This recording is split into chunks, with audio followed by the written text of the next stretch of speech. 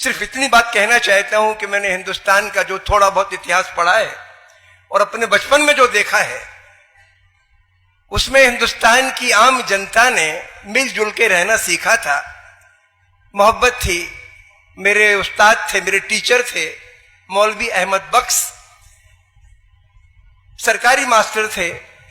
जब मेरी बहन बीमार पड़ी, मैं कक्षा 4 में पढ़ता था और मैं स्कूल गया, तो मैंने कहा, उसकी मेरी बहन को बड़ी चेचक निकल आई थी, आंखें बंद हो गई थी, ऊपर टोपे पे बड़े बड़े फोले थे, जीप पर थे, पानी कई दिन से पिया नहीं था। मेरे पिताजी ने उसकी नब्ज देखी तो बोले दोपहर तक मर जाएगी। तो मैं स्कूल गया तो हमने कहा मास्टर साहब आज मेरी बहन मर जाएगी दोपहर तक। बोले क्या हुआ उसको? हमने कहा उसको बड़ी चेचक निकली, कई दिन से खाया पिया नहीं है, उसने आंखें भी नहीं खोली है। मौलवी साहब ने, अकेले मास्टर थे स्कूल में, 70 बच्चे थे, 5 कक्षाएं थी, 5वीं कक्षा के बच्चों से कह गए कि छोटे बच्चों को इमला और सवाल दे दो, कराओ, मैं अभी आता हूं। मेरे घर उसके पहले कभी नहीं आए थे। उस दिन एक लोटे में पानी लिया, रास्ते में नीम का एक पेड़ था, उसके कुछ पत्ते तोड़े, घर आए। मैं अपनी माँ को बाई कहता था, तो उन्हें दरवाजे पे आवाज लगाई बाई, तो मेरी माँ गई और उनके पांव छुए। हमारे यहाँ रिवाज है, टीचर के को उस्ताद गुरु मानते हैं। मेरी माँ ने उनके पांव छुए और रो पड़ी, बोली आज माँ साहब मेरी माँ बेटी मर रही है। बोली कहाँ है बेटी? उन्होंने कहा वो पड़ी है। वो गए तो कुरान शरीफ में कुछ आयत हैं, दुआ की आयतें हैं, उन्होंने दुआ की और मेरी बेटी के वो पत्ते का पानी थोड़ा उसके चेहरे पे छिड़क दिया।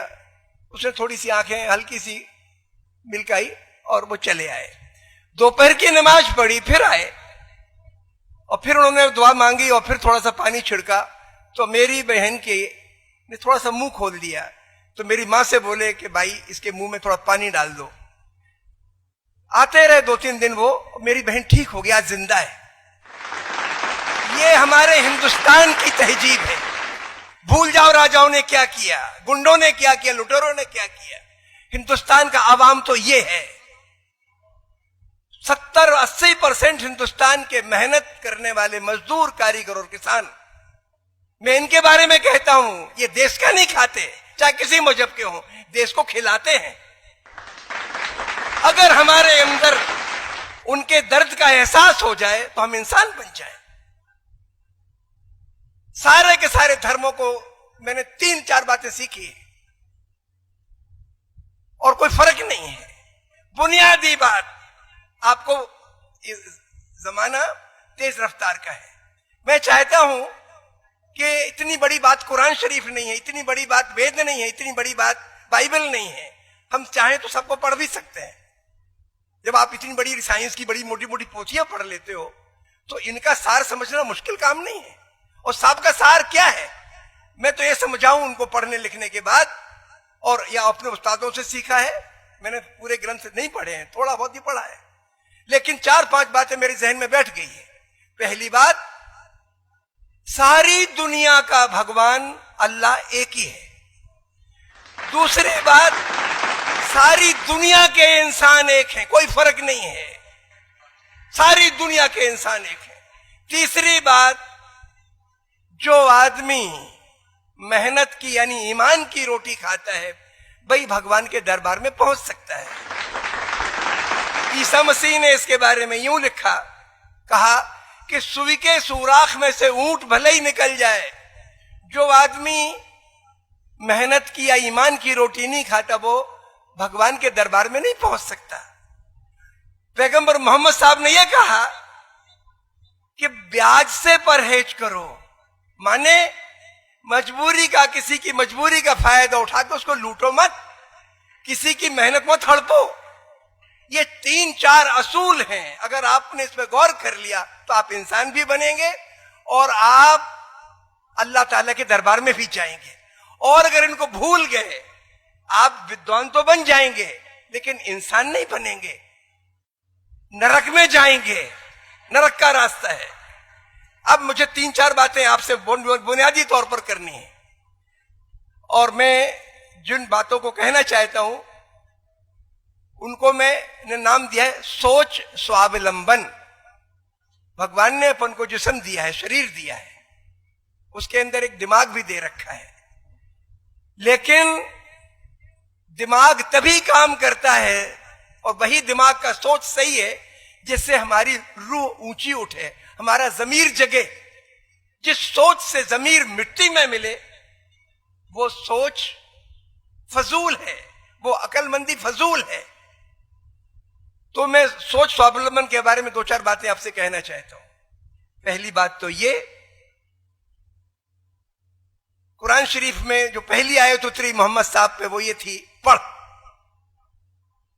अब उस वक्त तो पढ़ने के लिए कुरान शरीफ तो नहीं थी, पहली आयत थी वो, तो क्या पढ़ो। तो हमारे एक दोस्त ने हमें एक बात अच्छी बताई, उन्होंने कहा कि दुनिया में जो कुछ है उसको पढ़ो, लेकिन मोहम्मद साहब ने एक खुलासा किया, उसका बहुत गजब का खुलासा है। उन्होंने कहा कि पढ़ने के माने हैं आप अच्छे और बुरे का फर्क करना सीखो और जो चीज अच्छी लगे उसको अपने जीवन में उतारो। यह पढ़ाई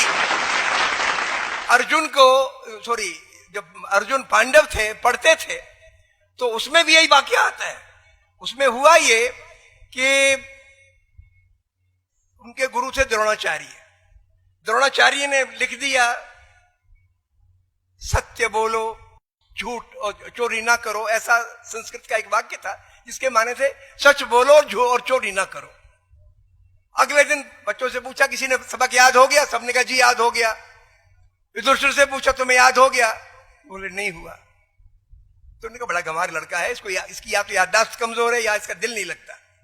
कई दिन गुजर गए, हफ्ता 10 दिन गुजर गए, तो बाद में फिर पूछा तुझे याद हुआ क्या? बोले आधा याद हुआ। बोले सुनाओ, आधा सुनाओ। सच बोलो। बोले इतना याद नहीं हो, चोरी मत करो। बोले अभी मैं चोरी कर लेता हूं। यानी ये महाभारत का मैं समझता हूं बहुत ही ऊंचा दृष्टांत है जो ये बताता है कि जो चीज आपको ठीक लगे वो आपके व्यवहार में आनी चाहिए। अगर आपको लगता है सच बोलना सही है तो सच्चाई आपकी जबान पर और आपके व्यवहार में आनी चाहिए, वरना सच्चाई उसका कोई मतलब नहीं है। मैं इसलिए ये बात कह रहा था, चाहे आप कुरान शरीफ को देख लो, चाहे महाभारत को देख लो, जो बुनियादी सच्चाइयां हैं वो सब जगह फैली पड़ी हैं। हमें उसमें से आंख खोल कर उसको देखने की जरूरत है। तो पहली बात मैं सोच स्वावलंबन के बारे में ये कह रहा था कि हमारे बच्चों को और हमें और आपको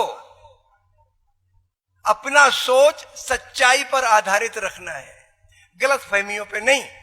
और हमने बहुत गलत फहमियां बना रखी अपने बारे में भी। हम जो है नहीं वो दिखना चाहते हैं, दिल में कुछ, जुबान पे कुछ, व्यवहार में कुछ। हम अपने बारे में धोखा देते हैं और हमने दूसरे मजहबों के बारे में, दूसरी जातियों के बारे में तो इतनी दुर्भावनाएं पैदा कर रखी, इतनी इमेज बना रखी है। गरीब मेहनतकश मजदूर में हमारे लिए बादशाहों की तस्वीरें दिख जाती हैं। हम हो क्या गया? तो जिसका सोच इमेजेस पर बनी हुई तस्वीरों पर आधारित होगा वो सच्चा तो नहीं हो सकता, और जिस सोच में सच्चाई नहीं होगी वो आपकी आत्मा को मजबूती नहीं दे सकता। तो मैं पहली बात कहता हूं कि आपको अपने दिमाग में जो आपने अलग अलग समुदायों की तस्वीरें बना रखी हैं, अलग अलग जातियों की, अलग अलग मुल्कों की तस्वीरें बना रखी हैं, हटा दो। सच के रास्ते में वो बाधा है, ये बहुत बड़ी बाधा है। अभी हम उबर नहीं पाए इस बीमारी से, आपको उबरने की जरूरत है।